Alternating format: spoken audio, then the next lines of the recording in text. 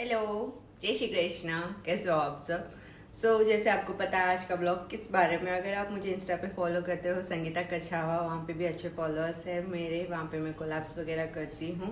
आपको पता चल गया होगा आज का ब्लॉग किस लिए, और यूट्यूब व्यूअर्स के लिए मैं बता देती हूँ। आज का ब्लॉग है क्वेश्चन एंड आंसर। जो लोग मुझे क्वेश्चंस पूछे थे इंस्टा पे, उनके आंसर्स मैं यहाँ पे दूंगी। और क्वेश्चन एंड आंसर किस टॉपिक के ऊपर है, मीन्स सब लोग मुझे पूछते रहते हैं कि सी सेक्शन के बाद में आपने क्या डाइट फॉलो किया, आप ऐसे स्लिम कैसे हो गए। काफ़ी टाइम से लोग वेट कर रहे थे कि मेरे प्रेगनेंसी जर्नी में बताऊं कैसे हुआ क्या। मैं काफ़ी टाइम से सोच रही थी इसका अपलोड करूँगी, बट हो रहा नहीं था टाइम। क्या है कि प्रेगनेंसी के टाइम में मैंने सोचा था अपलोड करूँगी, क्या क्या दिक्कतें आई मुझे प्रेगनेंसी के दौरान, तभी मैंने वेट लॉस किया, कैसे किया, क्या है वो सब मैं आज इस ब्लॉग में बताऊँगी। So keep watching. Question is, आपका प्रेगनेंसी के बाद पेट नहीं दिखता, ऐसा क्या करते हो वो बताओ प्लीज, सजेस्ट करो। यही बोलती हूँ मैं कि पानी, मेन पानी से ही है।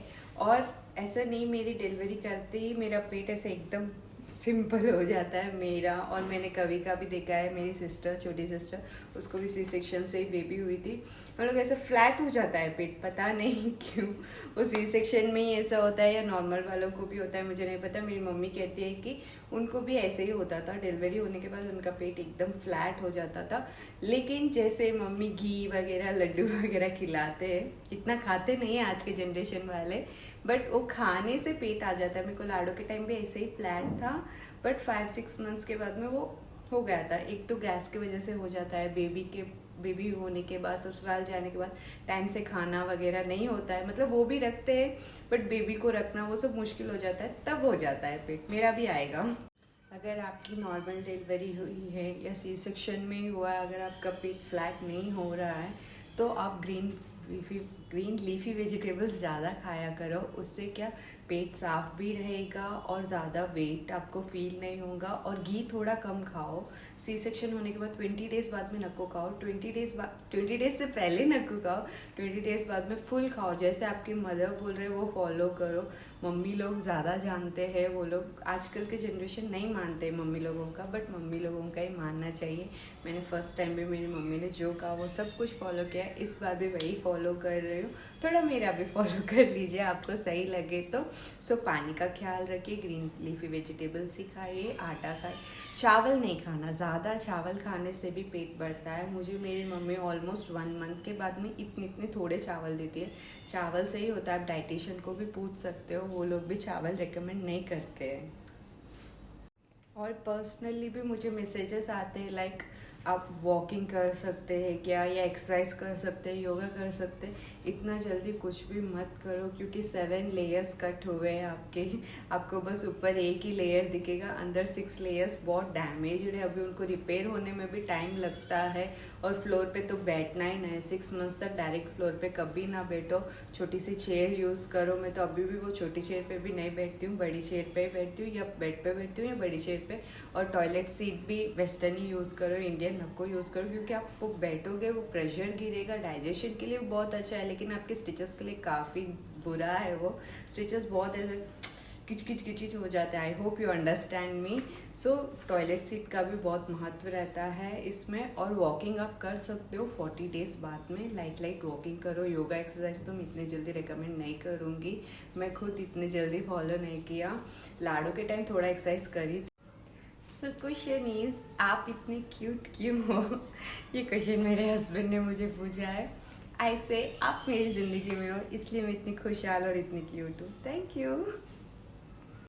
The question is, the really आप बहुत फिट लग रहे हो जैसे 18 ईयर्स की गर्ल। ऐसा क्या राज है आपकी ब्यूटी एंड फिटनेस का, प्लीज शेयर है। ब्यूटी वो तो मैं पहले से हूँ, मेरी मम्मी ब्यूटीफुल है तो ऑब्वियस में ब्यूटीफुल होना ही है। ऐसा कुछ नहीं है, फिल्टर है, आप भी फिल्टर लगाओ ब्यूटीफुल दिखोगे। ऐसे थोड़ा थोड़ा सुंदर रहे तो ही फिल्टर अच्छा दिखता है। फिटनेस का तो मैंने कहा है, मैं पहले से ही थोड़ा फिटनेस का मैं बताती हूँ। Morning, early morning empty stomach आपको सूप पीना चाहिए, चाहे कभी भी रहो। Daily 1 glass soup P low, tomato nor soup. 10 rupees का सैचेट आता है, ऐसे बड़ा सा लड़ी ला के रख लो घर में, रोज़ एक फाड़ो पियो, वो पी लो। उसके साथ पे कैरेट खा लो, कैरेट बहुत अच्छा होता है वेट लॉस के लिए। और ऊपर से कैरेट से आई साइट भी अच्छी होती है, स्किन भी ग्लोइंग रहेगी। मैं तो यही फॉलो करती हूँ। और वॉकिंग करो, आप होना तो वॉच पहन सकते हो, उसमें 10,000 स्टेप्स भी कर सकते हो। इतना जल्दी नको करो, 6 मंथ्स बाद में करो अगर न्यू मॉम हो तो।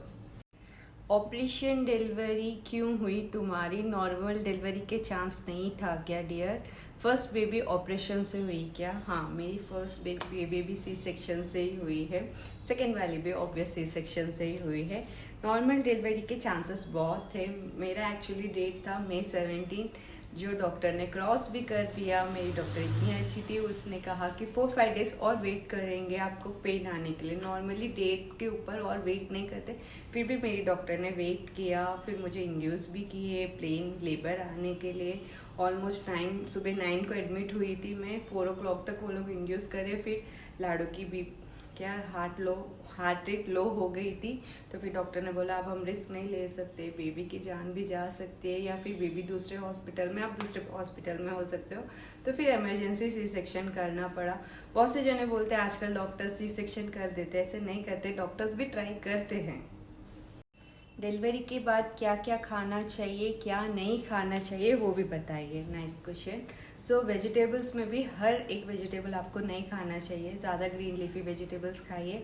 और ग्रीन लीफी में जो कैबेज होता है वो तो बिल्कुल नहीं खाना चाहिए। आप गूगल में भी सर्च कर सकते हो, इससे ब्रेस्ट मिल्क की सप्लाई भी कम होती है और वो बादी करता है। अब इंग्लिश में बादी को क्या बोलते हैं मुझे नहीं पता। फैट टाइप हो जाता है, वो पेट के लिए अच्छा नहीं होता है और बेबी के लिए भी अच्छा नहीं होता है, उनका भी पेट दर्द वगैरह होता है।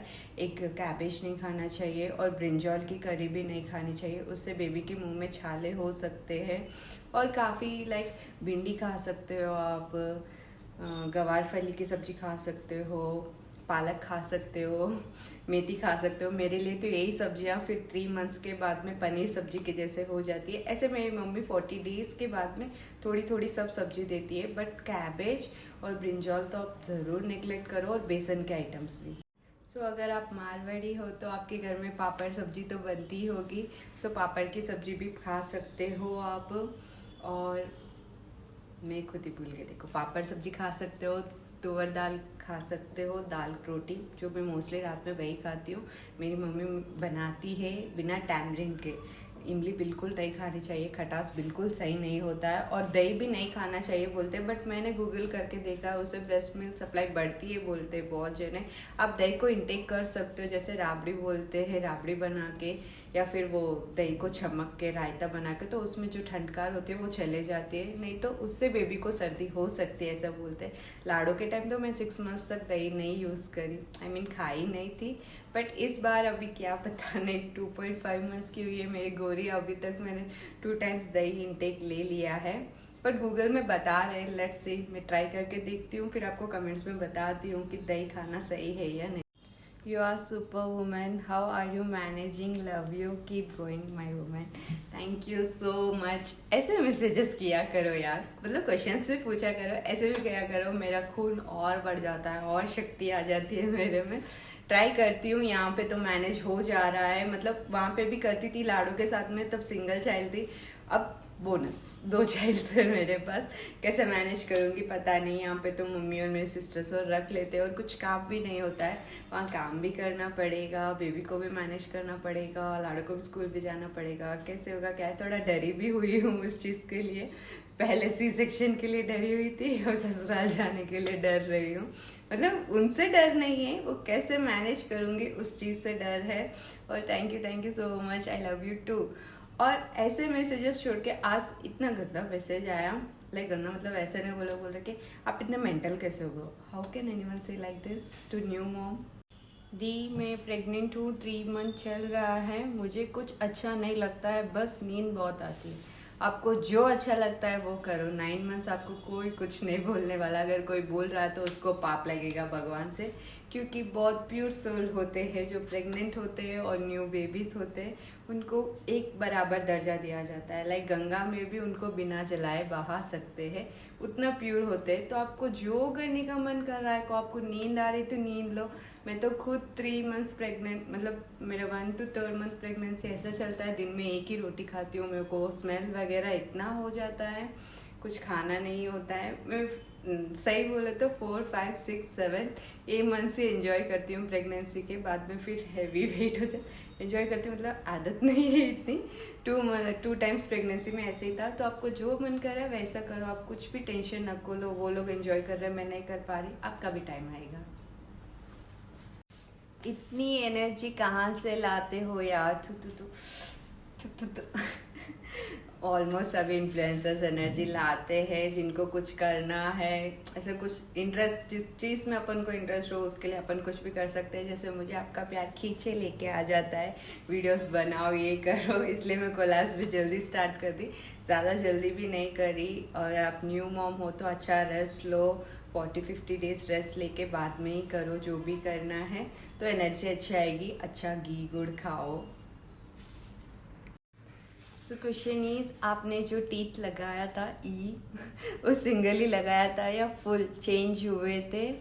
फुल चेंज हुए थे, प्लीज़ टेल मी। सो मैंने कैप लगवाया है, इसी में मेरा थोड़ा टूटा हुआ था, आप देख सकते हो। 1-1.5 साल पहले मेरे दांत में पूरे वीडियोस टूटे हुए थे, जो बचपन में मैं गिर गई थी तो हाफ ब्रेक हो गया था, एक दांत ऐसा हो गया था, एक ऐसा हो गया था।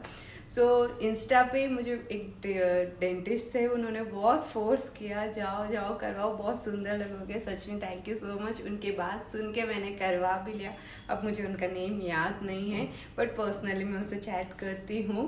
सो मैंने मेरी टीथ पे डॉक्टर को पूछा था, वो पहले बोले थे कि सीमेंट वगैरह लगा के आप एक लेवल में करा लो, लेकिन वो क्या सही नहीं होता है। कभी भी कुछ भी हार्ड चीज़ खाने से टूटने का डर होता है। तो मैंने कैप्स लगवा लिए थे। पूरे दांत नक्कू निकालो, पूरे दांत निकालने से आइस खराब हो सकते हैं, उनको ही थोड़ा शार्प करके कैप बिठवा देते हैं। बेली फैट कैसे कम किया? 1 मंथ होने वाला है। सो बेबी होके 1 मंथ होने वाला है शायद आपको। तो अभी आप वो बेल्ट यूज़ कर सकते हो, जो आपके डॉक्टर, आप उनसे पूछने पे वो बता देंगे।